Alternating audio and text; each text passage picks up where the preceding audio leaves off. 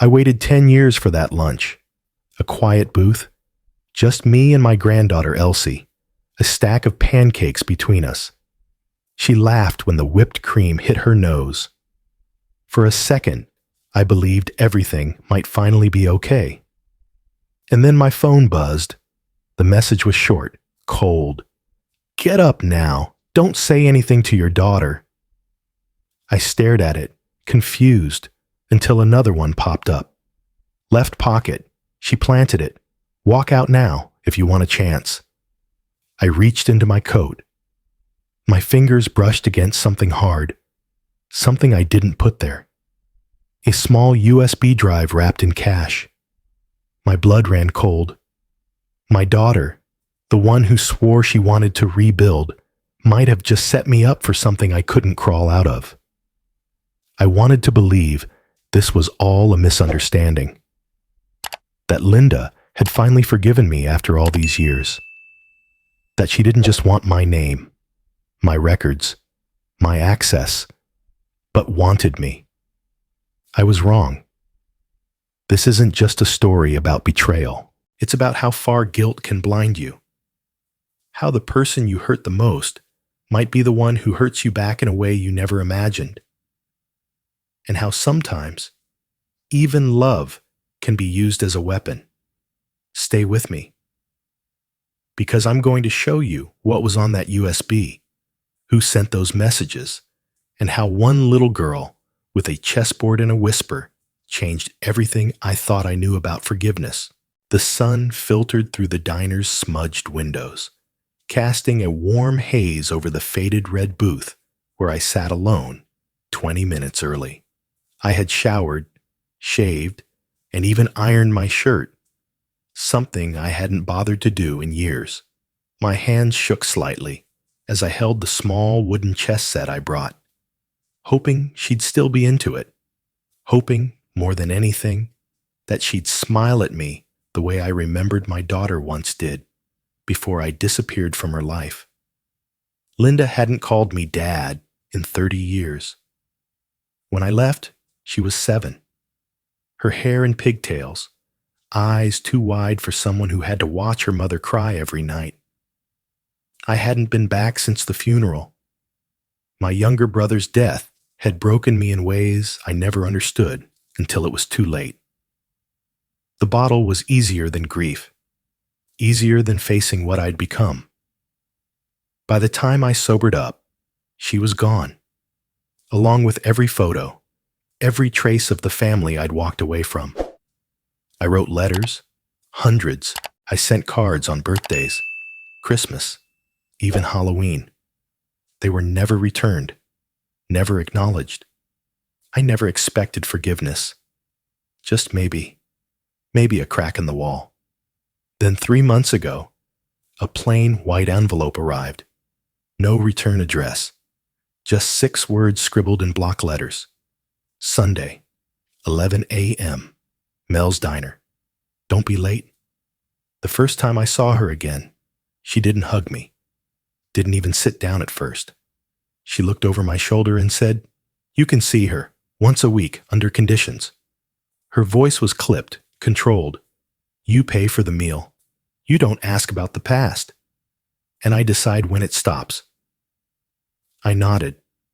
That's how I started seeing my granddaughter. Elsie was pure sunlight. She reminded me so much of Linda at that age. It hurt. She asked questions, lots of them, about why I wore old shoes, why I didn't eat much, why my hands were always cold. And she laughed, freely, loudly. She even tried to teach me a TikTok dance, which ended with her rolling on the floor, laughing, and me nearly pulling a muscle. Those Sundays became everything to me. I lived for them. I started walking more, eating better. I'd rehearse stories in front of the mirror just to keep her entertained. I wanted to be the man she believed I was, not the man I had been. But Linda never stayed far. She'd sit in the corner of the diner, nursing a coffee, phone in hand, eyes always watching. She barely spoke to me, but when she did, it was always about money. There's a school trip next month. She wants to go. It's $400. The dishwasher broke. I'll send the invoice. She needs braces. You want her to smile in photos, right? I paid, without question, every time. I thought it was the cost of redemption. Until last Sunday, when my bank app glitched, and I saw a withdrawal from a closed joint account, an account I'd opened with my ex-wife back in the 80s, long forgotten. I had closed it 2 decades ago. Or so I thought. I went into the branch Monday morning. The teller confirmed the withdrawal. Yes, the secondary account holder reactivated it online 2 months ago. Secondary account holder, Linda. I said nothing. Not yet. Maybe she was struggling. Maybe this was desperation, not deceit. But a seed of doubt had been planted. And when I look back at her behavior, the carefully crafted boundaries, the conditions, the way she used Elsie's joy as currency, it all began to look less like caution and more like strategy. Still, I said nothing. Because every time Elsie reached across the table to move a chess piece, every time she called me Grandpa, every time she giggled when I got syrup on my nose, I told myself this was worth it. That whatever Linda's reasons, I could live with them if it meant keeping that booth, those pancakes, those moments. But I felt it, the shift, something under the surface, a tension tightening, and I had no idea it was about to snap. Elsie liked to start with the knights. Every game of chess began the same way. Her fingers curled delicately around the carved wooden piece, lips pursed in mock seriousness, eyes narrowed behind oversized purple glasses. "Your move, Grandpa," she'd say, grinning. She beat me more often than not, and I let her, but not always. I figured a lesson in humility now and then wouldn't hurt, especially when she was already too clever for her age. Between moves, we'd split a chocolate croissant, and I'd make up fairy tales on the spot. She insisted on one new story each week, always involving a brave girl who outwitted dragons, solved riddles, or saved clumsy old kings who couldn't remember where they put their crowns. These Sundays became sacred. I'd get to the diner early, set up the board, and leave her a little note folded next to her milkshake. Just a silly drawing or riddle. She'd race in, cheeks red from the cold, and hug me like it was the best part of her week. Maybe it was. It certainly was mine. Linda stopped joining us at the table. She'd stay in the far corner now, sometimes stepping out to take calls, sometimes scrolling endlessly. But even when she wasn't watching, I could feel her control, like invisible threads tugging at the edges of the time we were allowed to have. Every Sunday ended the same way. Elsie would be mid-sentence, and Linda would stand from across the room, holding up a single finger. 1-minute warning. Elsie would sigh, pack her bag, and hug me quick, as if hurrying meant it wouldn't hurt. One Sunday, after they left, I noticed a woman sitting across the street on a bench. She wore a dark green coat and a wide-brimmed hat, head lowered. She'd been there when I arrived, and still there after I left. 2 Sundays later, she was back. Same coat, same bench. I walked toward her. She stood. I opened my mouth to speak, but before I could take a step, she turned the corner and disappeared. For a moment, I wondered if Linda had someone following me, some PI to make sure I kept to the rules. But it didn't feel like that. The woman hadn't watched me with judgment. More curiosity? Concern? I told myself I was imagining things, that I'd watched too many noir films. I even joked to Elsie about being stalked by a ghost. But deep down, something shifted. This past Sunday felt different. Elsie was quieter, her moves less confident.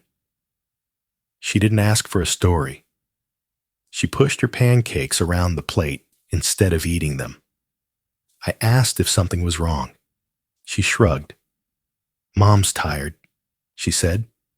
"She said you need to be more careful." "Careful with what?" I asked. But before she could answer, my phone buzzed. I glanced at the screen. Unknown number. "Get up now. Don't say anything to your daughter." My blood chilled. I looked around the diner. Linda wasn't inside. I hadn't seen her come in with Elsie, but I assumed she was out taking a call. No sign of the woman on the bench either. Buzz. Second message. "She planted something in your coat. Walk out quietly." I reached into my left coat pocket, slow and discreet. My fingers found something stiff, foreign. I pulled out a folded handkerchief. Inside it, tightly wrapped, was a small USB drive. Tucked beneath that, a short stack of cash, 100s, rolled tight with a rubber band. My vision tunneled. I looked across the table. Elsie was humming, arranging her chess pieces into a silly smiley face. Innocent, completely unaware. I swallowed hard. Who sent the message? Was this real? Was Linda setting me up? For what? I tried to think logically. The USB could be anything. Maybe something innocent. Maybe Elsie had been playing with it. No, she'd never carry cash like that. My thoughts spiraled. My heart pounded against my ribs. I felt suddenly exposed, as if everyone in the diner could see the panic blooming across my chest. The phone buzzed again. "You have 2 minutes. Go now. If you want to survive this." The weight of those words hit me like a brick. Survive. This wasn't some financial prank. This wasn't Linda playing hardball over money. This was something else, something dangerous. I stood slowly. "Bathroom," I whispered to Elsie. "Be right back." She nodded without looking up, still focused on her pancake art. I walked to the back of the diner, each step like dragging cement blocks. And I didn't stop at the restroom. I kept walking. Out the back door, into the cold. The wind bit harder as I stepped into the alley behind the diner. My hands were numb, not from the cold, but from the adrenaline flooding my veins. I didn't know what I was running from. Not exactly. All I knew was that someone had planted a loaded gun in my coat, and I had just pulled the trigger by opening it. I kept walking, turning corners without direction, hoping distance alone would buy me clarity. I stopped behind an old bus stop 3 blocks away. My hand shook as I pulled out the USB and stared at it like it might bite. That's when my phone rang. Blocked number. I let it ring once, twice, then answered. "Henry?" a woman's voice said. Calm, familiar. "Who is this?" "It's Clara." Silence. The name hung between us like a ghost. Clara, my college sweetheart, the woman I was supposed to marry before everything fell apart. I hadn't heard that voice in over 40 years. "You've been watching me," I said slowly. "Yes." "You were the one at the diner." "Yes." I wanted to scream at her, ask her what the hell was going on, but something in her voice stopped me. It was the same steadiness I remembered from our university debates. She never raised her voice. She didn't need to. "I need you to listen," she continued. "That USB wasn't planted by a stranger. Linda put it there. She's being investigated for financial fraud. Serious stuff. You're the name she's hiding behind." I felt the ground sway beneath me. "What are you talking about?" "She created 4 fake charitable foundations, all under your name, tied to your old employment records. She used forged documents, digital IDs, everything. You're the public face, She's the hand inside the puppet. My knees buckled. I sat down on the bench hard. You're saying I'm going to be blamed for something I didn't even know existed? She's made it look like you're running a massive shell operation. Millions of dollars, Henry, moved through those accounts in the last 18 months. Some of it's clean. Most of it isn't. I opened my mouth, but nothing came out. Why are you involved in this? I finally managed. I didn't want to be. I was assigned to the case 2 years ago. I had no idea Linda was your daughter until I started tracing the letters. What letters? You sent them to her for 20 years. She never opened them. She threw them away. My heart broke again, this time in a way I didn't think was still possible. I pulled one from the trash, Clara continued. The handwriting. I knew it was you. I couldn't believe it at first. But I read them, Henry. All of them. You never stopped trying. I put a hand over my eyes. The past felt heavy again, but this time not with shame. This time with something closer to sorrow. Clara had read words meant for someone who never wanted them. I didn't know who else to call, she said. I've been trying to protect you from afar, but it's getting worse. The investigation is closing in. If you don't act now, they'll come for you first. I pulled the cash-stuffed handkerchief from my coat pocket and held it in my lap. What the hell is this? I asked. Bait. A trap. Something she could use to claim you were always part of it. If that USB goes missing, you look guilty. If you hand it over too late, you look guilty. If you say nothing, you look guilty. So what the hell do I do? Come with me. Tonight. Quietly. We go to the feds with everything. I have a contact, but once this starts, there's no turning back. I stared across the street, where a child walked hand in hand with her mother. What about Elsie? There was a pause. That's the part that hurts the most. Linda's been using her to keep you close. She knew exactly how to bait you. And you're saying she's not acting alone, Clara exhaled. That's the other part. There's a name that keeps coming up in wire transfers. Someone we both know. Who? Marcus Doyle. I felt my spine straighten. Marcus Doyle. A name I hadn't heard since 1993. I'd gotten him fired for ethics violations. He swore he'd ruin me, disappeared after that. He's the one funding the operation? He's more than that. He's orchestrating it. And Linda, she's just one of his pawns. Or maybe she's willing. That's what we need to find out. Everything inside me screamed to run, but I couldn't. I had to know the truth. And I had to protect my granddaughter, no matter what it cost. I called Linda that evening. She answered on the third ring. No greeting, just silence on the other end. I need to see you, I said. You already did. No, I replied quietly. Just you. Not as Elsie's mother. Not as a name on a bank account. You.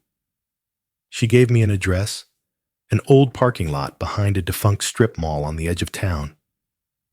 I drove there in the dark, heart pounding, unsure if I was walking into a conversation or a setup.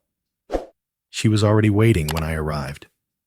Arms crossed, hair pulled back, lit cigarette dangling from 2 fingers. You really want to do this? She said. I want to understand. Linda looked at me like I was the one who'd failed a test. You don't get to ask questions, she said, blowing smoke into the night air. Not after 30 years.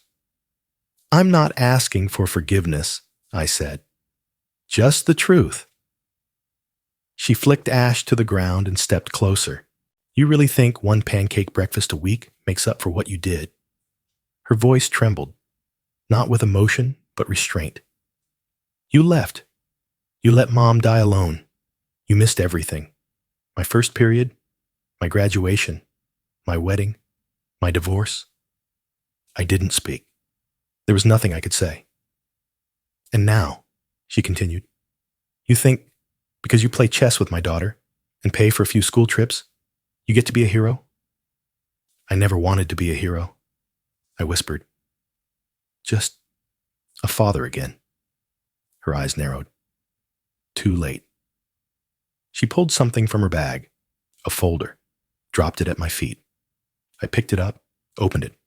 Financial records, pages of forged documents, some with my name, some with photos, applications, transfers, approvals. Everything looked real. Too real. That's everything I built, she said coldly. Using what Mom kept. Old files, signatures, scans, all in your name. Took me years. Why? My voice cracked. Because you owe me, she hissed. Because I was invisible for most of my life. And I learned the only way people see you is when you make them pay. I took a shaky breath. You're putting me at risk. If this goes public, I go to prison. She shrugged. You wanted to be in my life again. Welcome back. What about Elsie? I asked. What does she get out of this? She gets a future, she snapped. One you were never going to give her. I don't need your money. I need your name. And your silence. If I speak up, you lose her, she said, flat. I will make sure she never hears your name again. And there it was. The final corner. No way forward without tearing everything down. That night, I sat in my car for hours. Clara's contact card in one hand, the folder in the other. I couldn't sleep. By morning, Clara called. We need to meet, she said. Now. We sat in a coffee shop near the courthouse. Clara had a tablet open, scrolling through something fast and dense. I found something, she said. Linda isn't working alone. She's part of a larger laundering operation, masked as a political funding network. I blinked. Political? It's a dark money fund. Anonymous donors. Used to funnel influence, not just cash. Your name gave them legitimacy. Her execution gave them scale. And you have proof? Clara turned the tablet toward me. Names. Transactions. Dates. One in particular made my stomach turn. Marcus Doyle. The man I helped get fired from our firm in '93. Ethics violations. Misused corporate accounts. He threatened revenge on the way out. I never saw him again. Until now. Clara tapped the name. He's on every internal memo. He helped build the legal front end.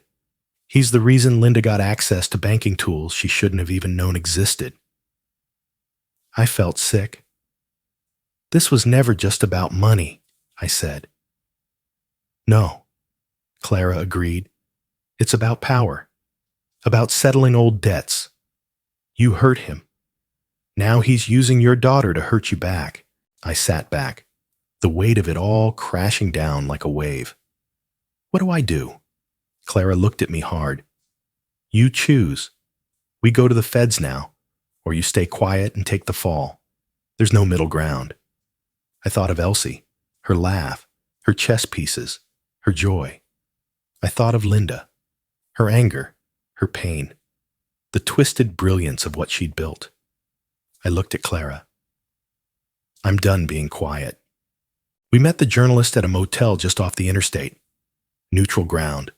Away from offices, banks, anything traceable. His name was Mark Holloway, mid-40s, skeptical eyes, and a recorder that clicked on before we even sat down. Clara laid everything out. The USB, the forged documents, the shell charities, the network of fake accounts, the link to Marcus Doyle. Names, transfers, dates. Each piece fit into a narrative that sounded too sinister to be real. But Holloway listened, carefully. When she finished, he leaned back and said, if half of this holds up, it's the story of the year. 2 days later, the article hit the wire. Front page, digital and print. Retired engineer used as front for political laundering scheme, family ties, and hidden agendas. Henry Caldwell. Victim or mastermind? They didn't call me guilty, but they didn't call me innocent either. Within hours, the media frenzy began. Talk shows, podcasts, op-eds dissecting every move I'd made.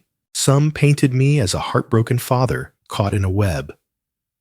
Others said I was playing dumb, letting my daughter do the dirty work while I smiled for the cameras. Then came Linda's response. A 15-second audio clip leaked online. Me saying, "All I need is your name. I'll handle the rest. Don't worry, she'll never find out." No context, just those words. It exploded. Suddenly, I was no longer the victim. I was the architect. The comments turned venomous. Former colleagues called me. Some angry, some heartbroken. Elsie's school parents whispered behind her back. My phone never stopped buzzing. I called Clara in a panic. "That recording, it's fake, right?" "It's real," she said, "but it's cut." She spliced it from 3 different conversations. One of them was from a voicemail you left me in April. But why would she? She knew we'd go public. She planned for it, and she beat us to the punch. I felt everything fall away again. I had risked my name, my future, hell, my freedom, to stop her.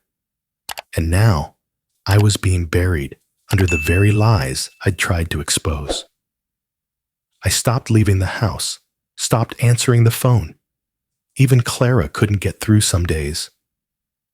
Until Elsie showed up on my doorstep. It was a Wednesday, rainy. She wore a red raincoat and held a book clutched to her chest. "Mom doesn't know I'm here," she said, "but I needed to ask you something." I let her in. She sat on the couch, legs dangling, flipping through the worn pages of an old fairy tale collection I'd given her. But between the pages was something else. A folded letter, the paper yellowed with age.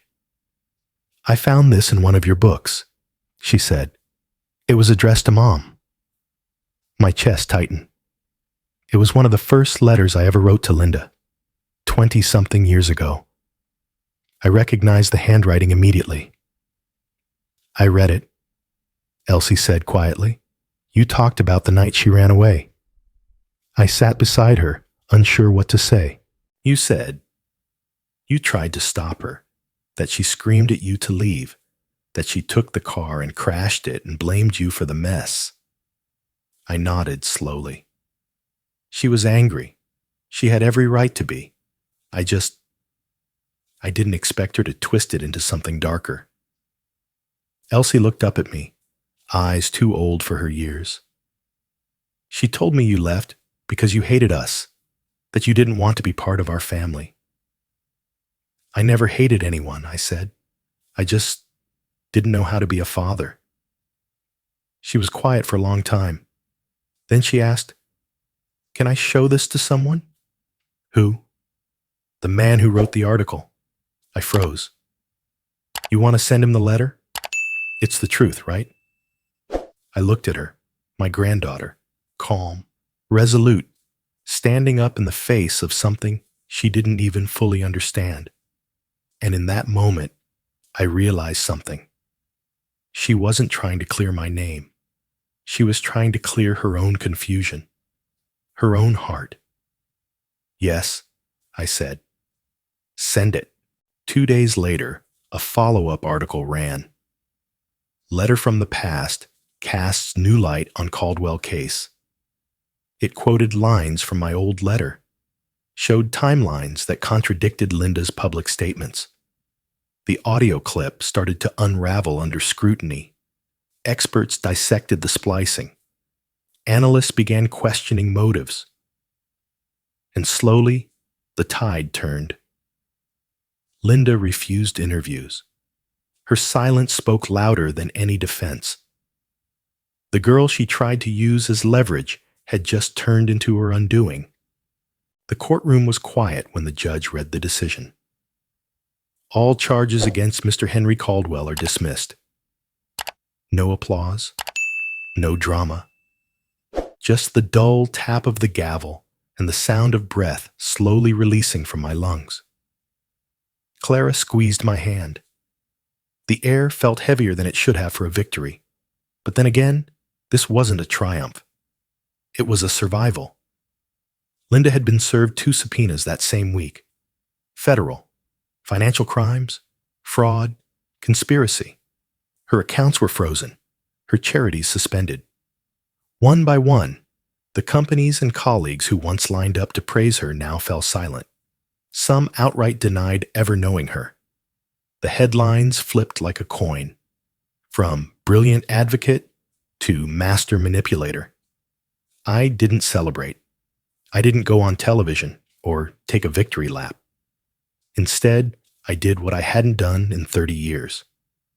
I picked up the phone and called Daniel, Elsie's father. He hadn't seen his daughter in nearly 6 years. Not by choice, but by force. Linda had made sure of that. Severed visitation, rewrote stories, erased him from their lives. But I remembered him. Quiet, kind, nervous the day he came to ask for Linda's hand, but genuine. He met me at a park bench near a duck pond. I handed him a folder, documents, legal arguments, Clara's contact information. She's going to need someone steady, I said, and I'm not going to be here forever. He stared at me. You want me to fight for custody? No, I said. I want you to fight for her. He nodded, and something in his expression shifted. A man who had once been pushed out now reclaiming his place, not for revenge, but for love. 2 weeks later, Clara called to tell me the family court granted joint custody between Daniel and me. Linda had not contested. The silence said everything. I moved into a small rental on the other side of town, closer to Elsie's school, closer to routine. I didn't decorate much, just a chessboard on the kitchen table and a fridge stocked with chocolate milk. I didn't expect forgiveness. Not from Linda. Not from the world. But I started learning how to be present. One slow moment at a time. The following Sunday, I returned to Mel's Diner. The same booth, the same old coffee. Rain tapped gently against the windows. I didn't bring the chess set. I didn't want to assume. I was halfway through my second cup when I heard footsteps. Grandpa! I looked up. Elsie ran through the door, red coat soaked, cheeks glowing. She threw herself into my arms before I could even stand. I missed pancakes, she said, muffled against my shoulder. I missed you, I replied. We sat. She pulled a folded napkin from her pocket and spread it across the table. On it, drawn in crayon, was a chessboard. Let's play, she said, but I'm white this time. Of course, I smiled. You always were. We played. No timers, no stakes. Just a girl and her grandfather moving pieces across the table, trying not to laugh too hard every time someone blundered. She told me about school, about a classmate who cried during a spelling bee and how she gave him her last sticker, about a science project involving celery and food coloring, about how Daniel made terrible spaghetti but amazing banana bread. She never mentioned her mother. I didn't bring it up. Not because we were avoiding the past, but because for once, it didn't control us. When the check came, Elsie grabbed it. I'll pay, she said dramatically, with my allowance. I raised an eyebrow. How much you got? $3 and a sticker. Sold, I said. She laughed. As we stepped outside, the rain had stopped. Puddles reflected the sky. Elsie skipped ahead, then turned back and grabbed my hand.